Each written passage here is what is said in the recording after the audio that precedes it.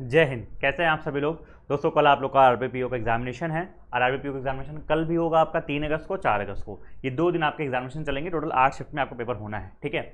अब ये 2 दिन में आपके इस 8 शिफ्ट में जो आपके पेपर्स होंगे, इसके लिए थोड़ा सा लास्ट मिनट टिप्स मेरे साइड से जो एक्सपीरियंस मुझे एग्जामिनेशन निकालने का है उसमें जो मैंने निकाले हैं, उसके हिसाब से एक दिन पहले दिमाग में क्या होता है और क्या आपको दिमाग में रखना चाहिए और पेपर के हिसाब से कल आपको कैसे चलना है, थोड़ा इसकी बात करेंगे। पहली चीज़, points to be keep in mind कि देखो आज जो है मैंने फिर से बोल रखा है, आज ना आप कोई पेपर लगाना ना कोई मॉक लगाना। You can be free. आप चाहो तो फ्री हो सकते हो। दिन में कुछ अगर रिवाइज करना है तो रिवाइज कर लो उसको, लेकिन शाम को जो है आराम से बैठ जाना। शाम को जो है कुछ भी अपना खाना वाना खाना फैमिली के साथ या फिर किसी से बात करना, और सुबह जो है फ्रेश माइंड से पेपर देने को जाना।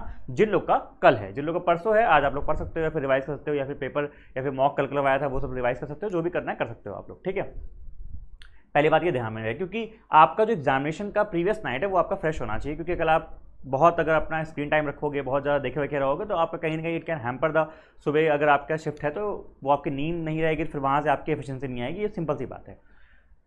अच्छा, सेम टाइम पे मैं ये भी मानता हूँ कि नींद शायद ना आए, लेकिन लेट जाना, फ़ोन को बंद करके साइड में ना लेट जाना, क्योंकि ऐसा पॉसिबल है कि नींद नहीं आएगी और नर्वसनेस रहेगी। नर्वसनेस होना कॉमन है, मैंने कल भी बोला था, एक हफ्ते पहले ही बोला था, हमेशा बोलता चला आया हूँ कि एग्जामिनेशन के एक दिन पहले नर्वसनेस होना कॉमन है। और जैसा कल मैं आपको बताया था कि नींद भी शायद ना आए, लेकिन कोशिश ये करिए कि जितना आप सो सकते हैं ट्राई करिएगा सोने का, ठीक है। डॉक्यूमेंट्स का ये बातें बार बार बोली जाती हैं, लेकिन उसके बाद भी देखना कल कुछ बच्चे ऐसे आएंगे जो बोलेंगे सर मैं ये लेना जाना भूल गया था, फिर उन्होंने मुझे वहाँ मना कर दिया, ऐसा है वैसा है। तो डॉक्यूमेंट्स का ध्यान रखिएगा, डॉक्यूमेंट्स अपने पास रखिएगा। एडमिट कार्ड और अपना फ़ोटो ज़रूर रख लीजिएगा, वो 1-2 जितना ही मांग रहे हैं रख लीजिएगा।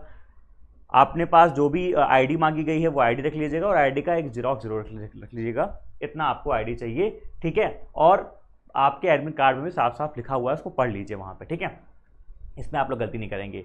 सेफ अटेम्प्ट्स, अब कुछ बच्चे मुझे कमेंट करें सर आप ना मुझे एक वीडियो बना के कल बता देना कि सेफ अटेम्प्ट्स क्या होने चाहिए।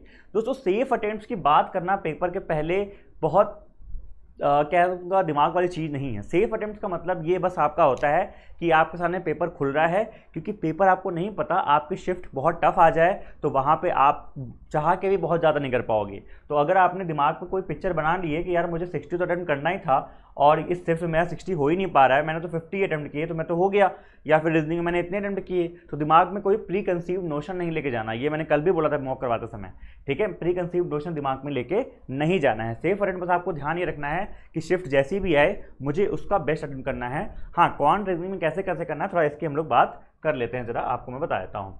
देखिए रीजनिंग में दोस्तों आपको 25 मिनट मिल रहा है, क्वांट में आपको 20 मिनट मिल रहा है, ठीक है। अब फिर से जैसे हमने कल बात की थी कि रीजनिंग में, ठीक है, कहने को तो हम लोग कह देते हैं कि रीजनिंग में भैया आप 25 मिनट जो है पूरा, कोई बोल रहा था 35 अटेम्प्ट कर लो, कोई बोल रहा है 37 कर लो, 38 कर लो। देखो फिर से बोलूँगा, नंबर नहीं रखना दिमाग में, आपकी शिफ्ट कैसी आती है फिर उस चीज़ पे जाकर डिपेंड करेगा। बस ये ध्यान ये रखना कि हाँ आपको रीजनिंग में अपना अटेम्प्ट कहीं ना कहीं एक हायर नंबर साइड 35 या 30 या एक अच्छे नंबर की तरफ ले जाना होगा। लेकिन वो फिर वही बात है, शिफ्ट में डिपेंड करेगा कि आपकी शिफ्ट अगर बहुत टफ आ गई तो क्या पता वहाँ पे जो है आपके 25 मिनट में 30 क्वेश्चन भी हुए तो वो भी मान लेना अच्छा है, क्योंकि आपसे हो ही नहीं रहा था। आपके हर क्वेश्चन जो आप लोग, जैसे मान लो इनइक्वालिटी है या फिर जैसे मान लो कोरियन डिकोडिंग है, अब कोरियन डिकोडिंग आपने ट्राई किया आपसे नहीं बन रहा है, इसका मतलब टफ आई है, वो सबके लिए टफ आई है, तो वहाँ पैनिक करने की जरूरत नहीं है, वो सबके लिए टफ आई होगी, ठीक है। तो ये ध्यान रखना कि हाँ 25 मिनट में, लेकिन मुझे मैक्सिमाइज करना है अपना अटेम्प्ट किसी भी तरह मैक्सिमाइज करना है। और जैसे हमने तरीके फॉलो किए थे कि पहले मिसलिनियस वाले पोर्शन, चाहे इनइक्वालिटी हो गया, सिलॉक्स हो गया, या फिर कोरियन डिकोडिंग, जो भी हम करते हैं पहले उनको करते हुए चलें, क्योंकि ये पोर्शन जनरली ईजियर रखे जाते हैं, या फिर ये आपको औरों से जो पेपर का चीज़ है उससे कम टाइम में हो जाएंगे, ठीक है। इनको आपने किया, फिर आप पजल देखोगे, वो हमने कल पेपर अटेंडिंग की स्ट्रेटजी वीडियो में बात की थी, कैसे कैसे आप लोग को, कल परसों वाली वीडियो एक बार आप देख लीजिए चैनल पर जाके कि क्या क्या चीज़ें आप लोग को करनी है। अच्छा, ठीक है, लेकिन दिमाग में ये रखना है कि मुझे 25 मिनट में 40 करना है या फिर मुझे 39 करना है। अगर आप दिमाग में रखोगे और आप देखोगे कि भाई जो है आपको ऐसा लगेगा कि यार जो है क्या पता जो है और लोग 40 कर रहे हो, मैंने जो है सिर्फ 30 किया है, तो ऐसे जो है आप परेशान हो जाओगे या कहीं ना कहीं अपना नेक्स्ट सेक्शन भी खराब कर सकते हो। अच्छा सर, सेक्शन की बात करें तो कौन सा सेक्शन पहले खुले कौन सा सेक्शन बाद में खुलेगा ये हमको नहीं पता होता। सेक्शन कल ही पता चलेगा, मोस्ट प्रॉब्ली शायद यही खुलेगा आपका, फिर आपका ये होता है, ऐसे ही चलता चला आ रहा है, ठीक है। बाकी देखते हैं कल वो आपका एनालिसिस जब यहाँ पे करूँगा, कल मैं यहीं पे एनालिसिस करूँगा तो आप लोगों को पता चल जाएगा, ठीक है। अच्छा, तो ये दिमाग में बात आ गई। अच्छा क्वांट में क्या सर आपका 20 मिनट है। अब देखो क्वांट, ये बात तो पेपर टफ आ जाए कैसा भी आ जाए, ये दुनिया का ही लाजमी एक क्या बोलते हैं कि नियम है, या फिर पिछले कई सालों से आरआरबी पीओ यही चला रहा है, चाहे किसी भी पीओ में हो, कि क्वांट थोड़ा सा आपको इससे टफर देखने को मिलेगी, यहाँ पे जनरली अटेम्प्ट्स कम होंगे, ठीक है। अब 20 मिनट में क्या है कि सर टारगेट क्या लेके चलें।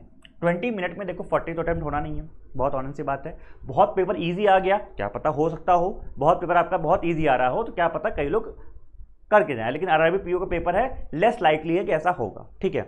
अब लेकिन सर क्या करें फिर, मैंने कहा कि 20 मिनट में, अभी आप लोग मॉक में कितने करते हो, कई लोग के 25 बहुत अच्छा अटेम्प्ट है, मैं बाय द वे 25, 26, 27 कर ले बहुत बढ़िया। 30 अगर आपने टच करा दिया ना, तो आपका कहीं ना कहीं one of the best attempt हो जाएगा, अगर पेपर लास्ट ईयर जैसा आया तो, ठीक है। 30 पॉसिबल है सर, 30 नहीं हुआ, मैंने कहा 28 करोगे, 26 करोगे, जो भी होगा वो आपका यहाँ पे देखने को मिलेगा, क्योंकि इतनी सारी शिफ्ट आएंगी, तो आपके अटेम्प्ट देखना ऐसे ही होंगे, कई पता क्या पता आपके अटेम्प्ट ऐसे भी देखने को मिल जाए कई लोग के 16, 18, 20, 22, फिर से वो डिपेंड करेगा पेपर टफ। अगर मान लो पेपर बहुत टफ आ गया सर, वो कैसे पता चलेगा, बताऊंगा मैं आपको। जैसे पेपर बहुत टफ आपका आ गया, कि जैसे मान लो आपके अरिथमेटिक ज़्यादा आ गए, फॉर एग्जांपल अरिथमेटिक ज़्यादा आ गए, या फिर जैसे मान लो आपका मैं कहता हूँ Q1 Q2 वगैरह आ गए, और Q1 Q2 के 3-4 क्वेश्चन आ गए, ले सपोज कुछ भी हो सकता है, हमको नहीं पता, DI आपकी 3 आ गई, उसमें से केसलेट है, 2 वेरिएबल वाली कुछ अजीब सी DI आ गई, तो वहाँ पर डेफिनेटली आपके अटेम्प्ट फॉल होंगे।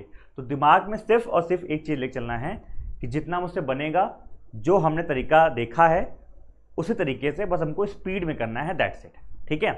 अच्छा, अब 20 मिनट में सर क्या बोला था जैसे मैंने कि हाँ पेपर आपका जैसे भी रहेगा, तो 20, 22, 25 इस रेंज में आपका अटेम्प्ट रहेगा। अब मैं एक चीज़ आपको ये बोलूँगा कि पेपर कितना भी टफ आ जाए, दिमाग में ये नहीं रखना है कि यार 10 अटेम्प्ट भी है तब भी ठीक है ना। तो ये आपको एक नेचुरल सा एक कॉमन सेंस वाली चीज़ है कि हमको किस रेंज में अटेम्प्ट को रखना है। अटेम्प्ट का जो आपका रेंज रहेगा वो 20 से 30 रहेगा, डिपेंडिंग ऑन द पेपर का लेवल, ठीक है। बहुत टफ भी आए तभी हम टारगेट करेंगे कि जो है 18 से 20 तक मिनिमम टच करा के ही आए, टफेस्ट शिफ्ट में भी 20 टच करा के ही आए, क्योंकि वहाँ पे कट ऑफ गिरेगी भी। तो यहाँ पे मान लो आपने 30 या 32 कुछ भी किए हैं, यहाँ मिनिमम आप जो है 20 करोगे तभी जाके आप 50 प्लस 55 टच कर पाओगे, ठीक है। ठीक है, चलिए ये दिमाग में हमारे रहेगा। अच्छा, उसके बाद हम लोग आ जाते हैं जरा क्वांट में। रीजनिंग का मैंने कल बताया ही था, और रीजनिंग का जो है आपके टीचर बताएंगे। क्वांट की जरा बात कर लेते हैं। क्वांट क्या है, ये आपको मैं जो जनरल बात बता रहा हूँ कि जैसे मैंने बोला बहुत सारी शिफ्ट आएंगी, B ready for surprises. Surprises का मतलब क्या है, आपने जिस तरह के मॉक दिए हैं क्या पता उससे कुछ अलग क्वेश्चन आ जाए, क्या पता आपने जैसे मान लो एक वेरिएबल लगाया, कोई एक ऐसा क्वेश्चन आपके सामने अपीयर हो सकता है जहाँ पे 2-3 वेरिएबल हो, ए है, बी है और आपका एक्स वाई भी, कुछ ऐसा एक क्वेश्चन खतरनाक करने के लिए डाल सकता है, वो कोई बड़ी बात नहीं है। तो ये भी आ जाए, तो आपको पता है ना ये सब जैसे मान लो अचानक से सामने आते हैं, स्किप करने वाले क्वेश्चन है। तो अभी आपने जितना प्रैक्टिस किया है, अपना जो दिमाग है उसको चलाते रहना, वहाँ पे उस चीज़ को देख के ब्लैंक मत हो जाना। जनरली क्या होता है, हम लोग जब बहुत एकदम नया या बहुत एकदम बड़ी चीज़ देखते हैं ना, हम लोग ब्लैंक हो जाते हैं, अरे बाप रे ये क्या हो गया, अब तो हमसे कुछ नहीं होगा। अरे नहीं, वो क्वेश्चन स्किप करने के लिए ही आया था। जो मैक्सिमम बच्चा है, जो बच्चा सिलेक्शन ले रहा है, वो भी इसको स्किप कर रहा है, तुम भी इसको स्किप करो ना, स्किप करना है उसको। जिस तरीके से आपने पेपर, वही मैं बोल रहा हूँ, अटेम्प्ट आपने किए हैं पहले भी कि ऐसे क्वेश्चन को आप लोग स्किप करते हैं, तो वहाँ पर उसको स्किप कर देना। आपको ढूंढना है 40 में से कि 40 में से 20-25 कौन से बढ़िया बढ़िया डुएबल क्वेश्चन हैं, ठीक है। Be ready for surprises. और ये ध्यान रखिए जरूर है, if stuck at any question don't overthink. कि किसी क्वेश्चन पे आप स्टक हो गए, कि मान लो लगातार आपसे 2 रॉन्ग नंबर नहीं बना लगातार, मैं आपको बताता हूँ सिचुएशन क्या होगी। एक आपने रॉन्ग नंबर बनाया, नहीं बना, फिर दूसरा आपने रॉन्ग नंबर ट्राई किया, नहीं बना, और आपको ऐसा मान लो ऐसा दिखा कि मेरे लगभग 2 मिनट चले गए, फिर जो है ओवर थिंकिंग चालू, यार मैंने 2 मिनट बताओ रॉन्ग नंबर में दे दिए, यार कैसे होगा मेरा, अब तो सिलेक्शन नहीं हो पाएगा, मैं तो बहुत पीछे रह गया, यहाँ पे लोगों ने 4-4 क्वेश्चन कर दिए होंगे, पूरा साल चला गया, मेरी पूरी मेहनत चली गई, बर्बाद हो गया। अरे भैया ओवर थिंकिंग नहीं करना। जिस पॉइंट पे आपको रियलाइज़ हो जाए कि ठीक है मैं स्टक था वहाँ पे, मैं इसको भी नहीं कर पा रहा हूँ, छोड़ो उसको, तुरंत ही छोड़ो। वहाँ पे अगला क्वेश्चन आपसे होगा, उसका अगला नहीं होगा तो अगला होगा, और इसको करने से पहले लंबी सांस लेना और स्टार्ट कर देना। मैंने आपको बताया था ना, मेरे पेपर में हुआ था कि मुझसे पेपर खुलते ही स्टार्टिंग के 3 क्वेश्चन नहीं हुए थे, तो जो पैनिक मैंने किया था और मेरे 5 मिनट बीत गए थे। फिर मैंने शांति से बैठा, लंबी सांस लिया, और अगला क्वेश्चन से जब खोला, चौथे क्वेश्चन से होना स्टार्ट हो गया था। तो क्या पता आपका जब पेपर खुले आपके स्टार्टिंग के ही, इवन मैं कहता हूँ रॉन्ग नंबर छोड़ो, रॉन्ग नंबर के बजाय कुछ ऐसा क्वाड्रेटिक क्वेश्चन आ गया, कुछ ऐसा बहुत अप्रॉक्सीमेशन आ गया, जो कि चांसेस कम है अप्रॉक्सीमेशन क्वाड्रेटिक क्वेश्चन में आप फंसो, चांसेस कम है, आप रॉन्ग नंबर में ज़्यादा फंसोगे, ठीक है। तो इसीलिए उसको चाहो तो आप बाद में कर लेना, ठीक है, जब वहाँ फंसो तो। अब ये बात हो गई। अब थोड़ा बात करते हैं अपने मैथ्स की कि जरा मैथ्स में, ठीक है, मैथ्स में आपने एकदम प्रैक्टिस कर रखी है, बढ़िया कर रखा है। फिर से मैं बोलूँगा 40 क्वेश्चंस आपके सामने रहेंगे, आपको यहाँ पे इनको हंट डाउन करना है, ढूंढ के निकालना है स्पीड मैथ्स। जरूरी नहीं है आपको 15 स्पीड मैथ देखने को मिले, क्या पता आपके जो है 4-4-4 करके आ जाएं, कुछ भी हमको नहीं पता। क्या पता आपके सिर्फ कल पेपर में आपको किसी शिफ्ट में अप्रॉक्सीमेशन, और क्या पता आपको सिर्फ क्या बोलते हैं रॉन्ग नंबर देखने को मिल जाए, ऐसा भी हो सकता है। क्या पता आपको किसी शिफ्ट में जो है अप्रॉक्सीमेशन या फिर जैसे मान लो कि सिर्फ क्वार्टर क्वेश्चन देखने को मिल जाए, तो बल्ले बल्ले 10 नंबर आपको वहाँ से निकालना है। तो हम नहीं कह सकते कि भैया 40 में से कितने क्वेश्चन आने वाले हैं, ठीक है। इट्स नॉट नेसेसरी 15 क्वेश्चन हर बार आते हैं, लास्ट ईयर ही कम हो गए, 10-11 आ गए थे। तो ये आपको ढूंढ के निकालना है, जो भी आपको मिले पहले ये 10-11 बना लेने हैं। 10-11 में से मैं कहता हूँ आपके सारे नहीं बनेंगे, लेकिन 8-9 तो बनेंगे। मैं कहता हूँ 11 क्वेश्चन मान लो आए हैं, उसमें से 8-9 तो बनेंगे, कुछ तो बनेंगे, ठीक है। फिर सर आपका अर्थमेटिक है, DI है, अच्छा ये ऑप्शनल है, क्या पता आए, क्या पता किसी शिफ्ट में ना आए, ठीक है, लेकिन आएगा तो इसका DS जरूर छोड़ लेना। मतलब DS को जो है छोड़ना नहीं है, मैंने आपको कई बार करवाया है, बात को बोलता भी हूँ। DS एक ऐसी चीज़ है जिसको आप देख के बना सकते हो, टाइम कम लेती है और फ्री के एक नंबर दे के चली जाती है, ठीक है। अब इसमें आप लोग को पता है DI को देख लेना, तीनों DI को एक बार पेपर में देख जरूर लेना कि तीनों DI कौन कौन सी है, और उसमें से एक चूज करके इसके बाद ये कर लेना। सबसे पहले इस पर अटैक करना, इसको ढूंढ के हंट डाउन करना, उसके बाद DI में तीनों देख लेना। 3 आती है, 2 आती है, डिपेंड करता है क्या चीज़ें हैं, क्या पता यहाँ पे अगर ज़्यादा हो तो ये शायद 2 ही DI आएंगी, 3 जरूरी नहीं है, ठीक है। लेकिन अगर ये कम हुआ और ये नहीं रहेगा तो 3 DI आ सकती है आपकी।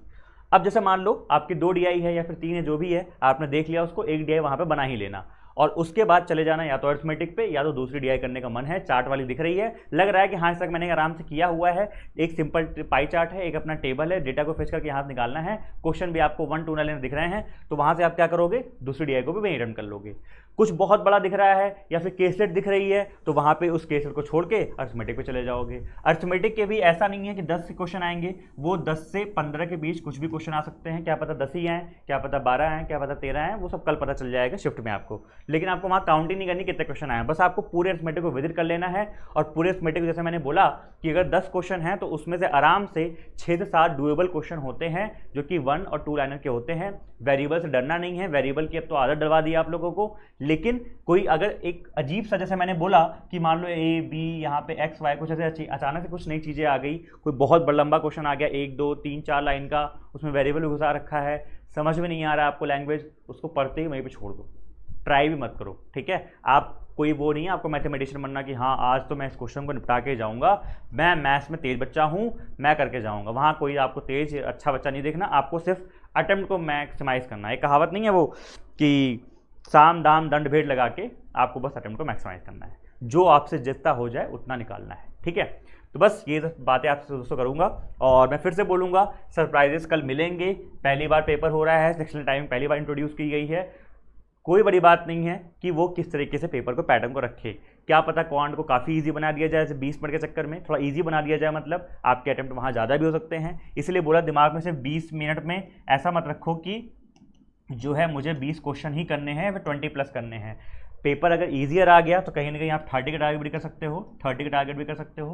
पेपर टफ आया तो 20 तक ही रखेंगे, 20 तक भी ट्राई करेंगे कि हाँ हम कर पाएँ, ठीक है। तो दैट्स इट दोस्तों, और आप सभी लोग को कल के लिए ऑल द बेस्ट।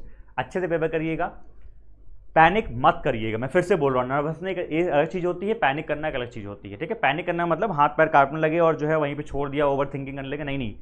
हर मुकाम पे इट्स लाइक ए सोल्जर। जैसे सोल्जर को कई बार आप दिखाओ जो बॉर्डर पे होता है ना, उसको पैर में गोली लग गई लेकिन सामने दुश्मन खड़ा नहीं, ये नहीं कि जो है लेट गए अब तो हम मर गए हैं, ऐसा नहीं है। अगर गोली यहाँ पे लगी तो अभी जब तक जान है ना तब तक फाइट करते रहेंगे, तो वही वाली चीज़ है, ठीक है। चलिए आप सभी लोग को ऑल द बेस्ट, अच्छे से पेपर करके आएगा। कल करेंगे यहाँ पे एनालिसिस और फिर बात करेंगे, and bye bye, take care, अपना ख्याल रखिए। I wish you guys all the best. जय हिंद।